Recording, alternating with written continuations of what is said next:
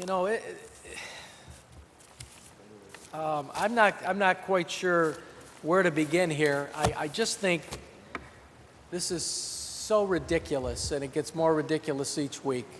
We're asked to extend for our 9th time a budget extender to keep government operating. And from what we've been told in the past, at midnight of the day we're doing these extenders, everything's going to stop, government's going to stop. Well, if we used our entire 2 hours of time on this debate, we would have the government stop because it'll become 12 o'clock. But nobody believes that we have to do that to show that government will not stop. But if there's been a $6.5 billion gap that's been closed since all we're going to deal with, according to Senator Krueger, is the additional $2.5 billion, that's going to be divided up among tables. Shouldn't somebody be given the knowledge of what those $6.5 billion of closures are? I mean, you're going to get us a list after 9 extenders? In fact, I think it was at least a week ago that Assembly Speaker Silver actually said that there was $6.5 billion of the gap has been closed. Apparently, it's been done miraculously because there's been no leaders meeting until last week, and there's not another leaders meeting till tomorrow. But if that's been done, shouldn't the public or the rank and file members be notified of what that $6.5 billion gap that's been closed, how it was closed? I got a feeling the reason no one's notified is that hasn't been closed. And we're be giving more nonsensical answers to legitimate questions. I know the people in my district, I know we're falling over ourselves as a veteran. I'm a veteran. We're all falling over ourselves today to pass veterans bills, to make our veterans feel real good about what we're doing for them. And we had a wonderful ceremony today, and that's wonderful too. But veterans also are citizens of this state that at least the parades I was at and the events I was asked me more than once, what can you tell me about the budget? That's of concern to veterans, maybe not as much as the exemptions that we're bestowing upon them tonight, or maybe not even as much as the honors we're giving the people that came here today and were honored.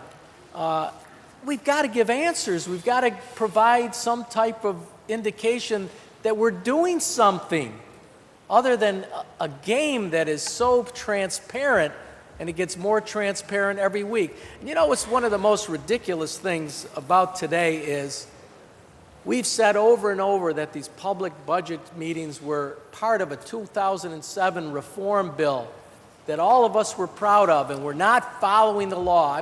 We've done that. I've said that every week. You know what's really ironic about today? While that reform bill was being ignored, the majority party, the Democrats, came out with a new series of reform legislation, how they're going to reform the budget process. And you know what it provided? We're going to move the date that the budget's due from April 1 to June 1.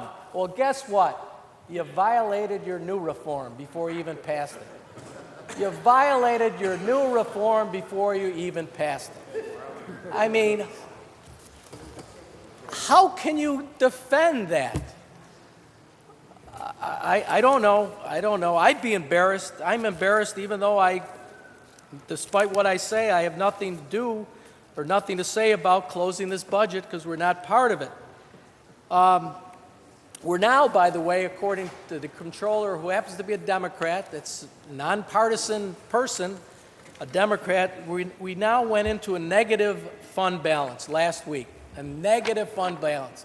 I hope everyone is proud here of everything that we're doing and proud of our answers on the floor as to what's going on with the budget. A negative fund balance, probably for the first time in history, at least the history that I know of since I've been here. And the state had to borrow $500 million from the state's temporary investment pool to continue paying the state's obligations. And by the way, we're not paying all the state's obligations, and those in many cases contractually that are over 30 days in duration that haven't been paid, contractors and the like, are incurring interest payments. So we're losing money as we're going through this process. I'm not sure what we're waiting for, or what the majority party and the leaders are waiting for. What is going to be better the 10th week, or the 11th week, or the 12th week? Are we going to get some magical change in the economy? Well, let me tell you, the market tanked again today. There doesn't seem to be much hope if you pay any attention to the economists and the budget and the investor community, that things aren't getting better. In fact, they're getting worse. What miracle is going to happen? Are we going to get a cash cow from Washington and some more stimulus money to fill the gap another year and kick the can of the problem down the block for another couple years? Is that the concept? And by the way, in case that's what you're waiting for, the taxpayers in this state that I know don't really care whether you take their money from the wallet if it's in this side of the pocket, the state side, or this side of the pocket if it's the federal side. It's their same wallet, the same money. It only goes so far. And we don't deal with our problems as they become due. Are we waiting till people might be so tired of waiting that they'll buy into billions of dollars of borrowing? Is that what we're waiting for? I'm not quite sure that's going to happen, because I don't think many people want borrowing to be the answer to this budget problem.